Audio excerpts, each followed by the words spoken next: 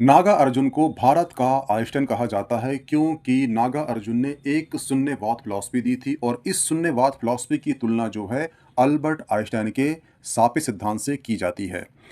जो शून्यवाद फिलॉसफी है उसमें समय को शून्य माना है, इसलिए शून्य में इतनी पावर होती है कि हम सब की उत्पत्ति जो है ये शून्य से हुई है और हम सब जो हैं एक दिन शून्य में ही विलीन हो जाएंगे। और हम सब जो है शून्य को हम जान नहीं सकते, ना ही उसे देख सकते हैं, क्योंकि हम शून्य में ही रहते हैं। जिस प्रकार समझना कि हम कार के अंदर बैठे हैं तो हम कार को नहीं देख सकते। अगर हमें कार को देखना है तो हमें कार के बाहर निकलना होगा। उसी प्रकार से हमें शून्य को जानना है या शून्य को समझना है तो शून्य के बाहर निकलना होगा। लेकिन समस्या ये है कि हम सबका जो अस्तित्व है ये शून्य में निहित है।